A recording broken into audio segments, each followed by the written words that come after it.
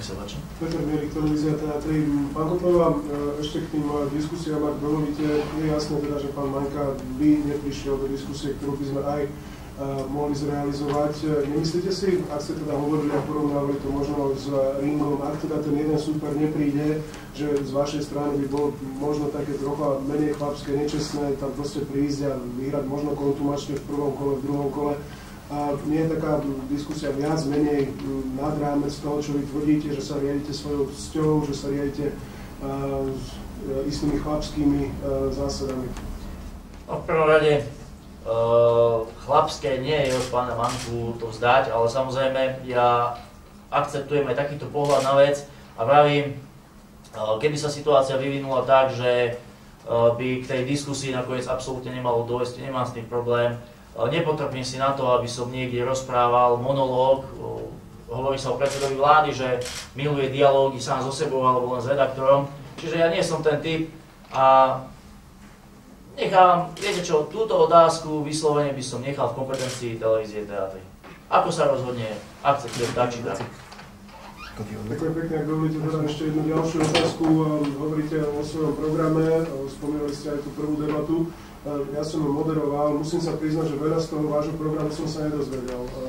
Konkrétne ste tam povedali niekoľko vecí, ktoré nie sú úplne pravdivé. Spomínali ste peniaze, ktoré sa míňajú v rámci župy, ale to sú predsa aj platy učiteľov, to sú aj veci, ktoré idú teda nielen na správu a na to, že by tam niekto si kúril a mal tam teplé miesto, ale naozaj na správu vecí verejných. Máte teda aj konkrétne nejaký iný program, než je tá vaša známa agenda? Máte reálne riešenia pre, povedzme, problém zamestnanosti, pre iné problémy, ktoré v skutočnosti trápia tu ľudí, alebo je to naozaj len o tej jednej veci, ktorú možno teraz tým, že máte na sebe slušivé sako, že vystupujete kultivovane, zakrývate týmto svojim vystupovaním? Keď už ste začali takúto tému, tak by som vás teda poprosil o ktorej jednej veci. Buďme konkrétni, sme tu na to, aby sme sa rozprávali úplne konkrétne.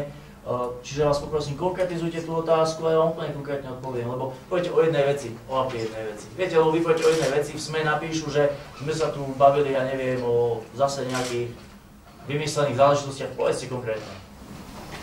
Poviem vám veľmi konkrétne, vaše mediálne vystúpenia väčšinou súvisia s problémami, ktoré spôsobujú ľudia na pokraji spoločnosti, ľudia žijúci v osadách. Naposledy to bola Krásna Hôrka, predtým to boli Letanovce. Väčšinou sú to teda mediálne vystúpenia, mediálne aktivity, ktoré súvisia, poviem to veľmi konkrétne, s rómskou problematikou, s ľuďmi, ktorí možno majú problém tohto charakteru. Alebo teda z druhej strany tých, ktorí majú sa s nimi problém. Nie je to teda jediná agenda, nepripadá vám to ako príliš úzka problematika, ak sa uchádzate o pozíciu, ktorá už naozaj má v kompetencii široké spektrum záležitostí, a to sme si, a naši diváci to určite sa veľmi dobre dozvedeli z našich diskusí, povedali, patrí tam školstvo, patrí tam zdravotníctvo, infraštruktúra, ďalšie veci, kultúra, šport a tak ďalej a tak ďalej. S touto jednou otázkou naozaj si myslíte, že dokážete zvládnuť aj funkciu, o ktorú sa uchádzate? No. Už v tom prvom kole, teda o vašej televízii som povedal, že cigánska otázka určite nie je priorita pri riešení problémov kraja. Nemôžeme ho ignorovať, ale jednoducho prioritou to nie je a určite sa môj program ohľadom nej alebo okolo nej netočí. Hej. Je to súčasť, tak ako som kolegovi pred chvíľkou povedal, ktorú jednoducho nemôžeme ďalej prehliadať, pretože ľudia trpia. Ľudia trpia a musíme to riešiť. Tých tém, ktoré by som chcel riešiť, je viacero. Zamestnanosť je základ, alfa, omega. Keď ľudia nemajú prácu, je to celé zlé. Zamestnanosť som už načrtol, respektíve moju víziu riešenia otázky zamestnanosti som načrtol už v tej vašej diskusnej relácii, preto ma teda trošku tak prekvapuje, že vidíte, že žiadne riešenia ste sa tam nedozvedeli. Lopaty a krompáče. Áno, lopaty a krompáče, povedzme pri správe. Pre dobu, ktorú v súčasnosti žijeme, 21. storočie, lopaty a krompáče. Áno, pri správe, povedzme, ciest 2. 3. triedy je pre mňa riešenie lopaty a krompáče. Viete, že je to terminus technicus z Orwellovho Veľkého brata, lopaty a krompáče. Ľudia a skupina ľudí, ktorí nemali absolútne žiadne v podstate ľudské práva, boli pod neustálým sledovaním? Ale áno, máte pravdu, dnes sme tu všetci pod neustálým sledovaním, či sa nám to páči alebo nie, zavádzajú sa čipy, jedno z druhým, nemusíme to tu rozoberať. Ale som rád, že ste to načrtli, že to sledovanie spoločnosti napreduje proti našej vôli. Nemyslím si, že keď niekomu dáte do ruky lopatu a krompáč, takže je to nejakým spôsobom nejaká diskriminácia.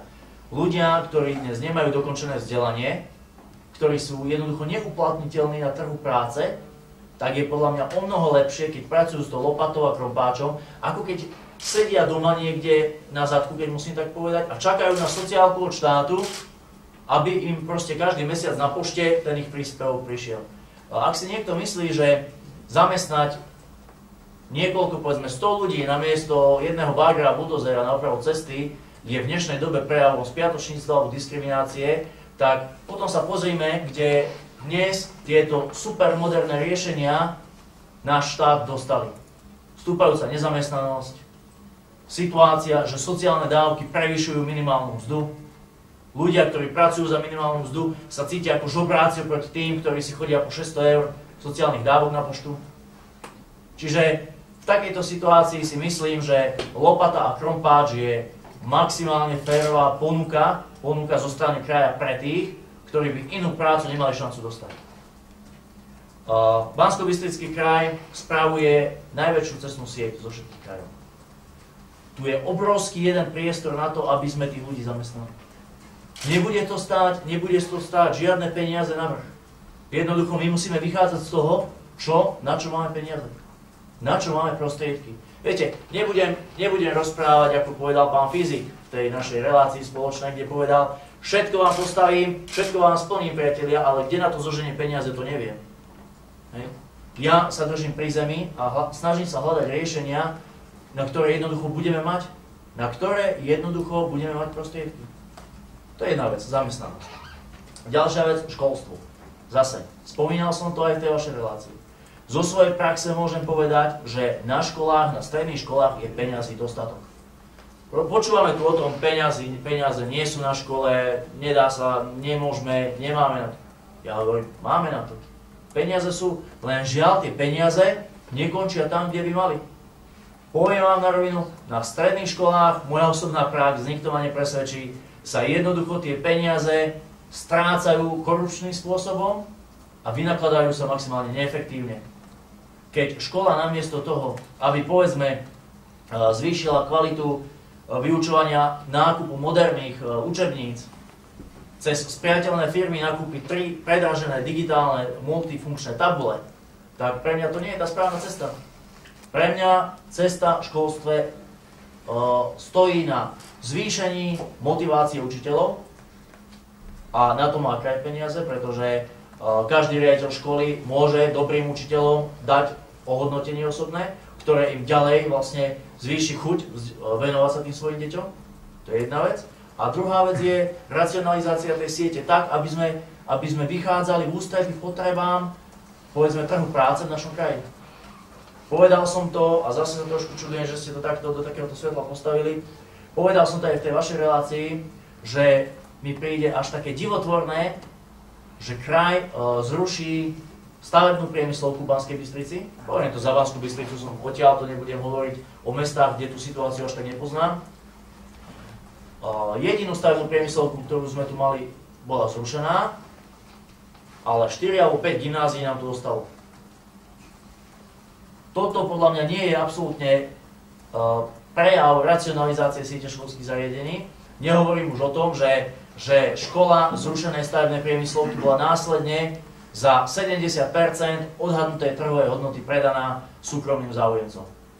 Čiže treba sa spýtať, že či to rušenie škôl niektorých nie je tak skôr také účelové, že áno, máte fajnú, peknú školu, po rekonštrukcii v super stave, tak ju predáme. To, čo kraj spravil so stavebnou priemyslovkou, podobné niečo mesto spravilo so základnou školou na Tatranskej ulici. Čiže to sú také veci, to korupčné alebo klientské také správanie, klientelistické, popredkávané celým krajom. A ja som presvedčený o tom, že tu hlavne treba tej chobotnici, tých záujmových skupín pretnúť chápadlá a potom sa tie racionálne riešenia budú ponúkať aj samé.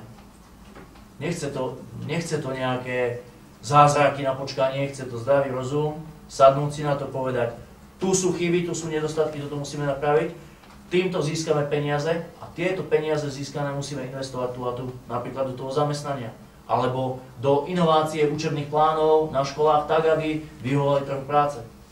Alebo do skvalitnenia zdravotníckej starostlivosti, ktoré som sa tiež dotkol v tejšej relácii. Čiže nemyslím si, že by sme nemali riešenie, že by som nemal predstavu o tom, ako by sa mohol tento kraj posunúť k lepšiemu.